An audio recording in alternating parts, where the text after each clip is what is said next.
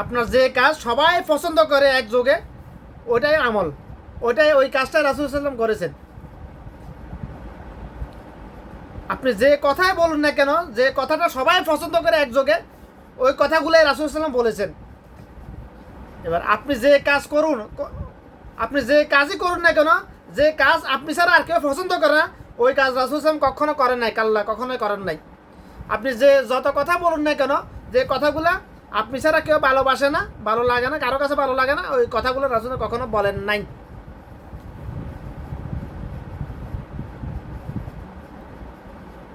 তো যে কথাগুলো রাসূল সাহেব বলেন নাই, যে কথাগুলো মানুষ পছন্দ করে এমন কথা আমি বলতেছি না, বলি নাই কখনো, বলতেছি না কখনো, এরকম বলতেছি না। আমি যেহেতু আমি মানুষ, আমার দ্বারা ভুল হবেই হবে। আমাকে সৃষ্টি করেছে ভুল করার জন্য, মাপ চাওয়ার জন্য, ভুল করার জন্য, মাপ চাওয়ার জন্য আমাকে সৃষ্টি করা হয়েছে। এই জন্য যদি ভুল না করার জন্য, কোনো ভুল করতে পারবে না, তার জন্য শুধু ভালো কাজও করবে, শুধু ভালো কথাই বলবে, তার জন্য যদি এমন হতো তাহলে আল্লাহ পাক মানুষ সৃষ্টি করতো না, আদম সন্তান সৃষ্টি করতো না, ফেরেশতারাই যথেষ্ট আল্লাহ পাকে। যদি শুধু হয়তো শুধু ইবাদত করবে, শুধুমাত্র গুনাহ করবেই না, করা যাবে না।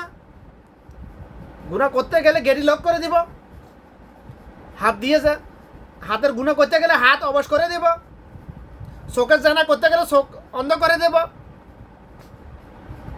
মুখের জানা করতে গেলে মুখ বোবা করে দেব, শারীরিক জানা করতে গেলে পুরুষত্ব হারিয়ে ফেলব দিব। যদি এমন করতে আল্লাহ পাক, এমন করবে আল্লাহ পাক চাইলে কি পারে না? অবশ্যই পারে। আল্লাহ পাক চাইলে ঘাট ধরে 5 ওয়াক্ত নামাজ আদায় করার জন্য বাধ্যও করতে পারে। 5 ওয়াক্ত সালাতে 17 বার আল্লাহকে সিজদা করতে বাধ্যও করতে পারে আল্লাহ পাকে চাইলে। ঘাট ধরে বলতে ঘাট ধরা লাগবে না। নামাজের ওয়াক্ত হলে, একামত শুরু হলে, কেউ যদি নামাজ না পড়ে, আল্লাহ পাক চাইলে তার গেটি লক এভাবে লক করে দিতে পারে। যতক্ষণ পর্যন্ত হাতে নামাজ পড়বে এটা নিয়ত করবে না, ততক্ষণ গেটি লকে থাকবে, সিধা করে আল্লাহ লড়াচড়া করতে পারে। আল্লাহ চাইলে পারে, এমন করতে পারে, কিন্তু কেন করে নাই? করলে তো মানুষের উপর আল্লাহ পাকের ইচ্ছা অনিচ্ছাকে মানুষের উপর জবরদস্তিভাবে চাপিয়ে দেওয়া হয়ে যাবে। কারণ আল্লাহ পাক বলছে, আমি কখনো মানুষের আদম সন্তানের উপর জুলুম করি না। আল্লাহ পাক বলছে, আমার জন্য নিজে অহংকারকে হারাম করে দিয়েছি। যদি এমন হইতো হয়, তাহলে আল্লাহ পাকের অহংকার প্রকাশ পাই যাব, নাউজুবিল্লাহ। আল্লাহ পাকের ব্যাপারে এটা বলা উচিত না, প্রসঙ্গে সরে আসছে।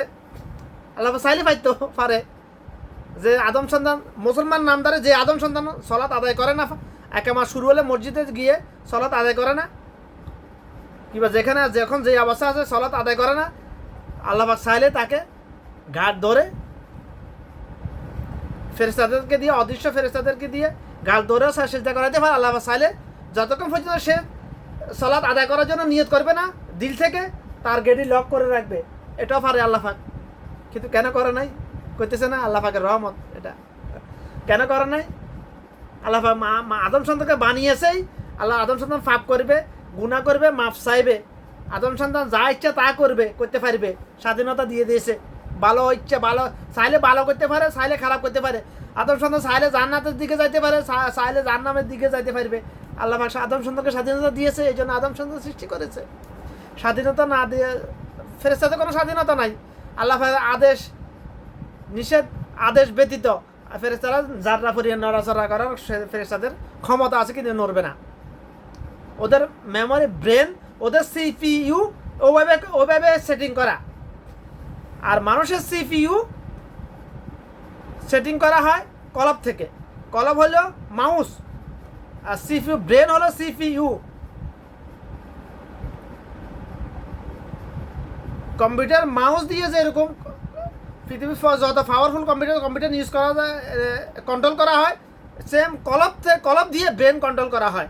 এবং মানুষকে স্বাধীনতা দিয়ে দিয়েছে। আবার মানুষের কলব শয়তানও কন্ট্রোলে নিয়ে যেতে পারে, ফেরেশতারও কন্ট্রোলে নিয়ে যেতে পারে।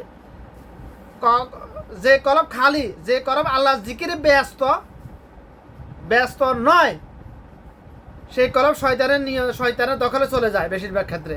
আর যে কলব আল্লাহ জিকিরে ব্যস্ত, ওই কলব কখনো শয়তান তার কন্ট্রোলে নিয়ে যেতে পারে না। ওই কলব ফেরেশতাদের কন্ট্রোল নিয়ন্ত্রিত। ফেরেশতাদের কন্ট্রোলে। আর যে কলব শয়তানের নিয়ন্ত্রিত, ওই আদম সন্তান পাপ করবেই, ভুলভাল বলবেই, ভুল কাজ করবেই, হারাম কাজ করবে, হারাম খাবার খাবে, হারাম কথা বলবেই। আর যে কলব ফেরেশতাদের নিয়ন্ত্রণে, ওই আদম সন্তান কখনোই ভুল কাজ করবে না, ভুল খাবার খাবে না, হারাম খাবার খাবে না, হারাম পথে চলবে না, হারাম কথা বলবে না, হারাম কিছু দেখবে না। আপনার কলব আপনাকে আল্লাহ পাক স্বাধীনতা দিয়েছে, আবার ক্ষমতা দিয়েছে। শয়তানেরকে ক্ষমতা দিয়েছে, ঠিক আছে, মানুষের কলব নিয়ন্ত্রণে নিয়ে গিয়ে ব্রেন কন্ট্রোল করে মানুষকে দিয়ে ফাটকাজ করানোর। কিন্তু আবার আল্লাহ পাক আদম সন্তানকে সর্বোচ্চ ক্ষমতা দিয়ে রেখেছে। কোনো আদম সন্তান যদি আমি শয়তান নিয়ে কথা বলে ভিডিওগুলো যদি যখন আমি পোস্ট করতে চাই ইউটিউবে, ফেসবুকে, ও ইউদিরা আমার আইডিগুলো রেস্ট্রিক্টেড করে রাখে। আমার একটা আইডি, ফেসবুক আইডি এখনও রেস্ট্রিক্টেড করা, প্রথম আইডিটা। সবসময় আমি এই কথা, এই ইহুদি নাসারাদের কথা বলতেছি, কাফেরদের কথা বলতেছি, মুনাফিক কাফেরদেরকে নিয়ে কথা বলি, শয়তানকে নিয়ে কথা বলি, এই জন্য আমার আইডিকে রেস্ট্রিক্টেড করে রেখেছি। অন্য কোনো দোষ নেই আমার। স্ক্রিনশট দিয়ে রেখেছি আমি, ভিডিও আপলোড করতে দিতেছে না আমাকে। কদিনের জন্য কইছে জানি না, জানার প্রয়োজন না, যেহেতু আমি ব্যবসা করার জন্য কথা বলতেছি না। আল্লাহ বা শয়তানকে ক্ষমতা দিয়েছে মানুষের কলব নিয়ন্ত্রণে নিয়ে যাওয়ার। শয়তানকে ক্ষমতা দিয়েছে মানুষের রক্তের সাথে মিশে 37 লক্ষ কোটি সেলের মধ্যে ঘুরে আবার বের হবার ক্ষমতা দিয়েছে। কিন্তু সর্বোচ্চ ক্ষমতা দিয়ে রেখেছে আল্লাহ পাক আদম সন্তানকে। এটা আদম সন্তান জানে না। আল্লাহ পাক সর্বোচ্চ ক্ষমতা, শয়তানের চাইতে লক্ষ কোটি গুণ বেশি সর্বোচ্চ ক্ষমতা দিয়ে রেখেছে আদম সন্তানকে। বলে কিভাবে? কোন আদম সন্তান যদি আউযু বিল্লাহি মিনাশ শাইতানির রাজিম একবার পড়ে, কত সময় আমি জানি না, তবে একটা নির্দিষ্ট সময়কাল পর্যন্ত আল্লাহ পাক 6টা দিক থেকে আল্লাহ পাকের কুদরতি অদৃশ্যমান চেতারা দিয়ে, পর্দা দিয়ে ওই আদম সন্তানকে ঘিরে রাখে। শয়তান তাকে দেখতেও পায় না। তার কলবে অসহসা দিয়ে কলব নিয়ন্ত্রণে নিয়ে গিয়ে ফাপ কাজ করানো তো অনেক দূরের কথা। তা আমি কথাটা অনেক বছর আগে থেকে, 5-7 বছর আগে থেকে বলতেছি, প্রতি 10 মিনিটে একবার, ঘন্টা 6 বার, বেশি হলে আরও উত্তম। তা না পারলে আধা ঘন্টা একবার, তা না পারলে 1 ঘন্টা একবার। যদি তা না পারেন আর কি করার, কিছু করার নাই। ওয়াল্লাহি আলেম পড়েন আউযু বিল্লাহি মিনাশ শাইতানির রাজিম পড়েন, অসুবিধা নেই।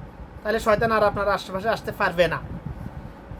আপনি পড়েন লা ইলাহা ইল্লাল্লাহ, লা ইলাহা ইল্লাল্লাহ পড়েন, আস্তাগফিরুল্লাহ, আস্তাগফিরুল্লাহ, লা হাওলা ওয়ালা কুওয়াতা ইল্লা বিল্লাহ, লা হাওলা ওয়ালা কুওয়াতা ইল্লা বিল্লাহ, আউযু বিল্লাহি মিনাশ শাইতানির রাজিম, সাল্লাল্লাহু আলাইহি ওয়াসাল্লাম, সাল্লাল্লাহু আলাইহি ওয়াসাল্লাম, সুবহানাল্লাহি ওয়া বিহামদিহি, সুবহানাল্লাহিল আযীম, আস্তাগফিরুল্লাহ, আস্তাগফিরুল্লাহ, আস্তাগফিরুল্লাহ পড়েন না।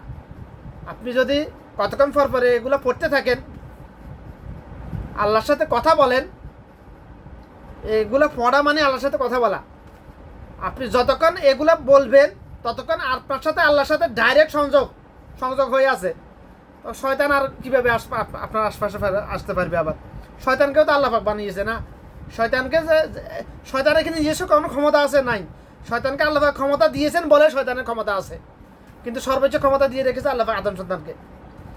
শয়তানকে মারার জন্য, শয়তানের সাথে যুদ্ধ করে, শয়তানকে মাটির সাথে মিশে ফেলার জন্য আল্লাহ পাক শয়তানকে, মানুষকে, আদম সন্তানকে যে অস্ত্র দিয়ে রেখেছে, আদম সন্তান ওটা জানে না, ব্যবহার করে না, করতে পারে না। এই জন্য শয়তান সুযোগ পাই যায়। অস্ত্রটা কি? আউযু বিল্লাহি মিনাশ শাইতানির রাজিম, লা হাওলা ওয়ালা কুওয়াতা ইল্লা বিল্লাহ, আউযু বিল্লাহি মিনাশ শাইতানির রাজিম। হে আমার মালিক, হে আমার রব, আমি বিতাড়িত চিরজাহান্নামী শয়তানের কাছ থেকে তোমার কাছে আশ্রয় চাইতেছি। আসমান জমিনে এমন কোনো কিছু নাই তোমার হুকুম ছাড়া আমার ক্ষতি করার। জিন শয়তান হোক, মানুষ শয়তান হোক, ক্ষমতা নাই আমার ক্ষতি করার। এখানে আমি তো আমার আশ্রয় আল্লাহর কাছে আশ্রয় চাইতেছি, আমাকে আমার আল্লাহ বানাইছে, আল্লাহ অবশ্যই আমাকে আশ্রয় দিবে। আমি যদি আল্লাহর কাছে আশ্রয় চাই, আল্লাহ তো অবশ্যই আমাকে আশ্রয় দিবে। আমাকে যদি আমার আল্লাহ আশ্রয় দেয়, তাহলে শয়তানের 14 ক্ষমতা আছে আমার আশপাশে আসার, আমার কলবে ঢুকার। হ্যাঁ, দূর থেকে চেষ্টা করবে আমার আহলে বায়াতকে দিয়ে, আমার পাড়া প্রতিবেশীদেরকে দিয়ে, আত্মীয় স্বজনকে দিয়ে আমার কলকে